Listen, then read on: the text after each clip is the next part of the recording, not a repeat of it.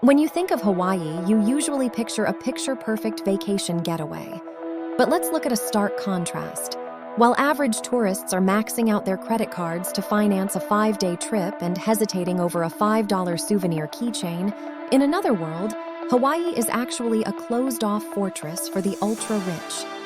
Even though the government owns most of the land, there's a shadow game at play. A tiny fraction of billionaires currently holds a whopping 11% of all private land here. They aren't flying in to buy beachfront vacation homes, they're dropping serious cash to swallow up entire ecosystems. Think about it. While you're busy hunting for cheap flights and complaining about soaring Airbnb rates, Mark Zuckerberg is busy, building a top-secret $270 million compound. He's constructing a 5,000-square-foot underground bunker with its own energy and food supply, complete with blast-resistant doors. Clearly, the Silicon Valley elite aren't flying to Hawaii to catch some waves. They're here to ride out the collapse of civilization, crowning themselves modern-day feudal lords and using their bottomless capital to completely secede from the outside world. So here's the million-dollar question.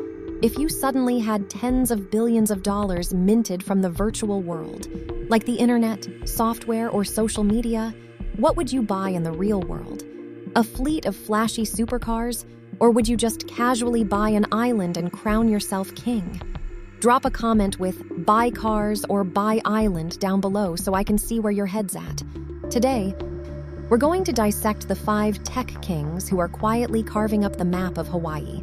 We'll decode how they funnel massive cash flows from AI, social media, and e-commerce to hoard the most valuable tangible assets on the planet.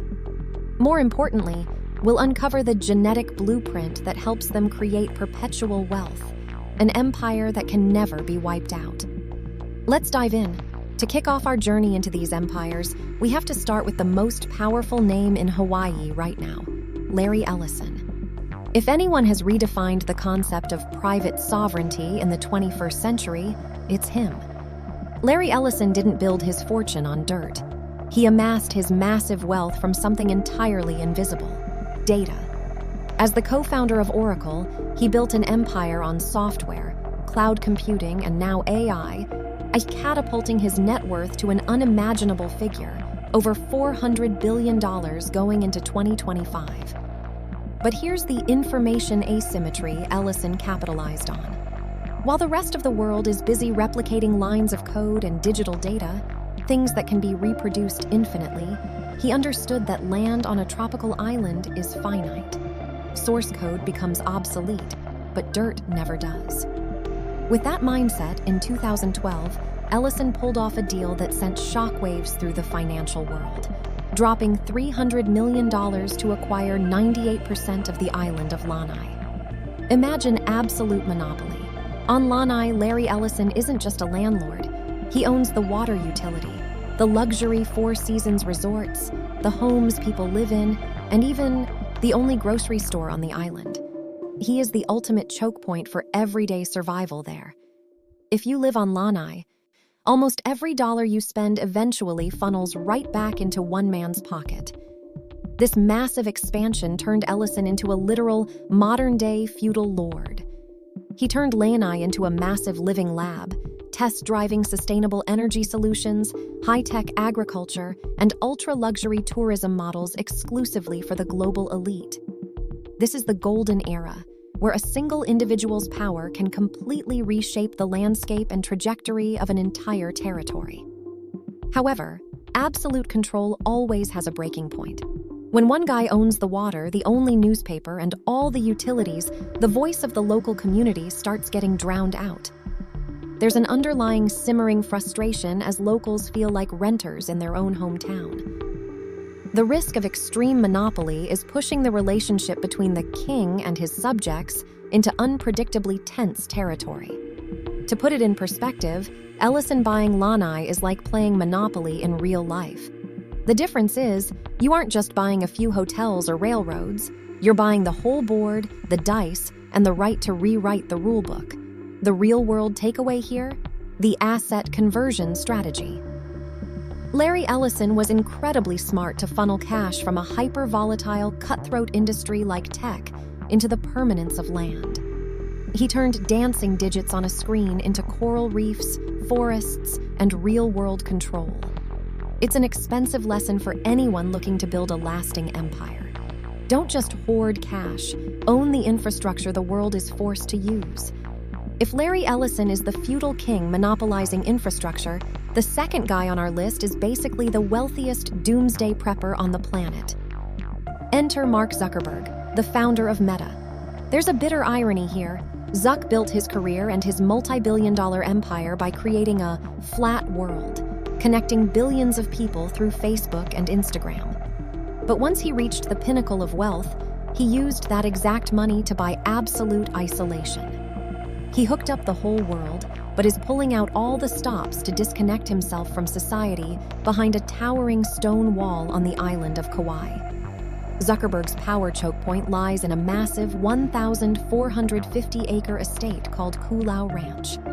To protect this privacy, his weapon of choice isn't just walls, but a matrix of ironclad NDAs, non-disclosure agreements. Any worker who steps foot on this construction site has to sign a vow of absolute silence. No photos, no descriptions, no leaks. A fortress built on the silence of thousands of people. Stepping into the prime of this project, we're looking at a $270 million mega complex. This isn't just a vacation home, it's a self-sustaining micronation. At its core is a 5,000-square-foot underground bunker packed with blast doors, water filtration, and its own power and food supplies. Zuckerberg isn't just building a house. He's prepping for a scenario where the global system collapses, but his personal empire keeps humming along perfectly. But even in the most secure fortress, breaking points emerge. The hubris of a billionaire tech bro led to a massive PR blunder. Zuckerberg sued local families who owned small parcels of land, known as Kuleana lands, smack in the middle of his estate to force them to sell. This move was met with fierce backlash from Hawaii's deep-rooted indigenous culture. It proves that no matter how much money you have, you can't just steamroll the spiritual values and ancestral ownership of a land. The weirdest psychological twist here: the guy who holds the most personal data in human history, the guy whose algorithms know exactly what we eat, where we go, and who we love, is the one most paranoid about his own physical safety and privacy. He knows the vulnerabilities of the digital world, so he's hedging his bets on concrete and steel plating underground. What's the takeaway from Zuck's fortress? The systemic risk retreat strategy. The ultra-rich know that any system, whether digital or geopolitical, can crash. So they always have an extreme physical plan B. When the virtual world starts to crack, guys like Zuckerberg are ready to lock the bunker doors and wait out the human fallout. Moving away from the steel fortresses and bunkers of outsiders, we get to a guy with a much more nuanced approach: Steve Case. Unlike Larry or Mark, Steve Case isn't a stranger. He was born and raised right in Honolulu, and those roots paved the way for a drastically different acquisition strategy. Steve Case practically defined the early internet era as the CEO of AOL. But here is the artistic asymmetry. He used his massive digital wealth to return home, but not as an invader. He leveraged his status as a native son to slip seamlessly into the Hawaiian real estate market. That title was the golden key that blew open doors other foreign billionaires couldn't even budge, no matter how much cash they threw around. The power choke point Steve Case holds isn't in flashy resorts. It's in Grove Farm, a sprawling 57,400-acre empire on Kauai. Instead of buying up glitzy tourist beaches, he bought up agricultural heritage and old sugar plantations. By doing this, he isn't just owning land, he's controlling the historical lifeblood and soul of Kauai. When you hold the past of a place, you essentially get to dictate its future. During this golden era, Steve Case has grown into one of the largest private landowners in the state. His influence doesn't stop at finances. It weaves deeply into the economic and political fabric of Hawaii. He isn't just an investor, he's a force shaping the very face of the islands. However, every playbook has its blind spots and breaking points. Right now, there's a massive debate brewing over his true intentions. Is Steve Case a passionate conservationist preserving agricultural heritage, or is he just shrewdly land banking, waiting for land to get scarce so he can subdivide and flip the lots for a massive profit? The suspicion that he's using the guise of conservation to pull off a massive real estate speculation play is the biggest crack in his image as the devoted local boy. To picture this, imagine buying a century-old bookstore right downtown. You claim you bought it for the love of culture and to preserve memories, but really, you're drooling over the prime real estate it sits on. You put on the conservation jacket to mask cold, hard business calculus, just waiting for payday. The street-smart lesson from Steve Case is legitimacy.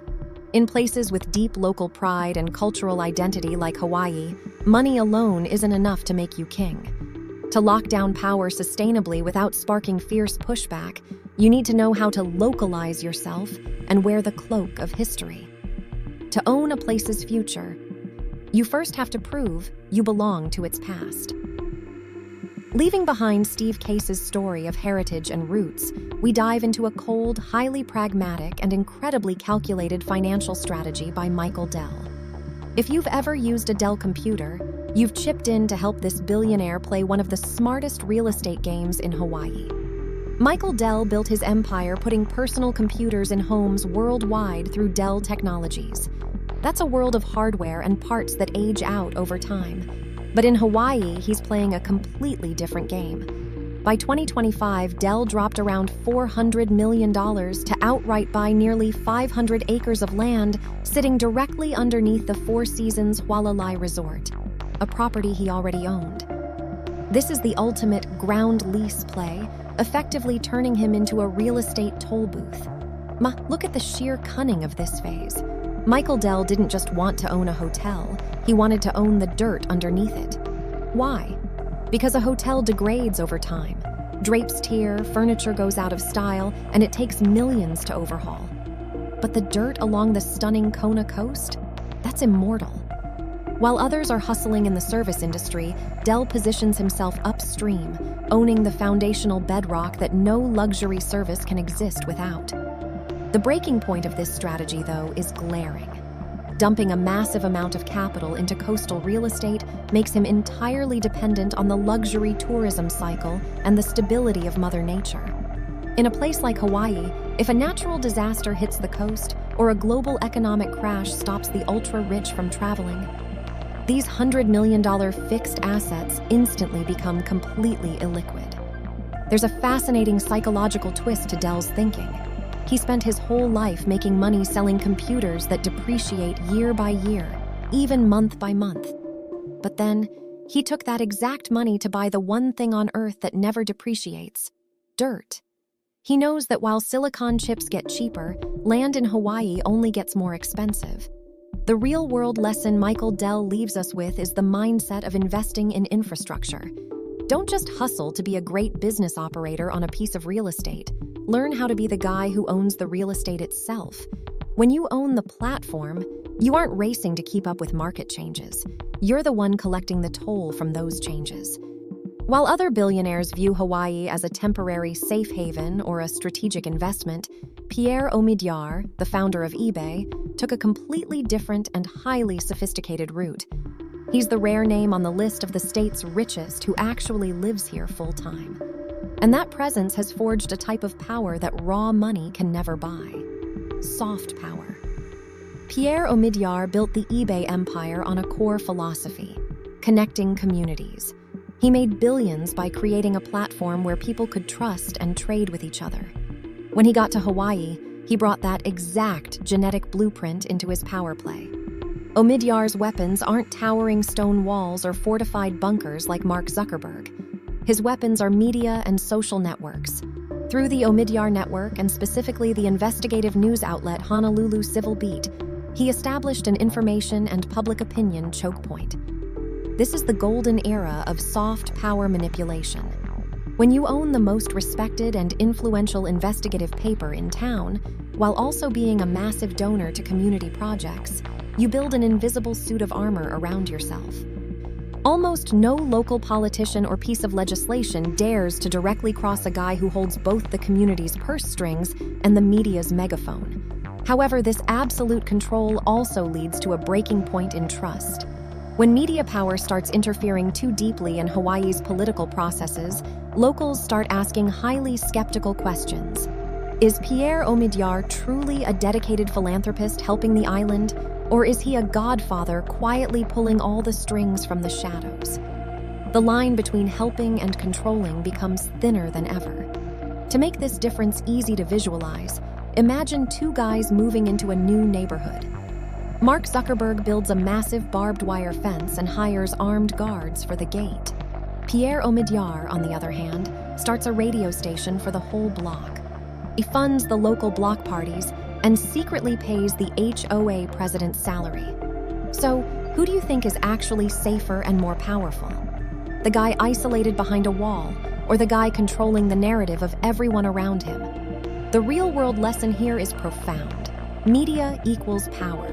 If real estate and bunkers only protect your physical body from physical shocks, mastering media and community trust is what protects your empire from political and social shakeups. Don't just build walls, build influence. Looking back at the entire picture we've just painted, one clear truth emerges. The era of the sugar barons, the guys who squeezed the life out of Hawaii's land to get rich, is truly over. In its place, the era of the Doomsday billionaires has officially begun. The five guys we just dissected aren't just real estate investors. They represent the greatest wealth transfer in human history. They were incredibly sharp to make billions off the invisible digital space, from code, data, and ads, only to quickly anchor all that power into the most scarce physical assets on the planet. So, what's the blueprint behind the rise of these empires? If you look closely, you'll see an incredibly tight three-stage exit strategy. Stage 1 is generating traffic/cash flow. They built massive digital money printing machines like Oracle, Meta, Dell, and eBay. Once the cash flow became infinite, they moved to Stage 2, anchoring. They pulled their money out of the volatile virtual world and dumped it into finite matter that can't be reproduced, like the island of Lanai, the Kona coast, or the farm fields of Kauai. And finally, at the most critical stage, protecting the legacy. They don't just let their assets sit there, they build moats using ironclad NDAs, the media power of the civil beat, or the cloak of historical conservation. That's how they turn their wealth into an untouchable fortress against any disruption. In reality, these tech kings aren't just buying land. They are buying a micronation, an independent survival ticket, and total immunity from the collapse of the outside world. You and I might never buy a whole island like Larry Ellison, but we can absolutely apply their core mindset to our own lives. The art of converting virtual assets and temporary skills into real, enduring, and sustainable value. Out of the 5 tech moguls in Hawaii we just looked at, whose strategy impressed you the most, or even scared you a little? Are you going with Zuckerberg's fortified bunker or Omidyar's quiet media power? Drop your thoughts and your own asset conversion game plan in the comments below. I'll personally pick the 3 most realistic and fascinating plans to break down in the next video. Don't forget to hit like and subscribe so we can keep decoding these power matrices together. Until next time, see you later.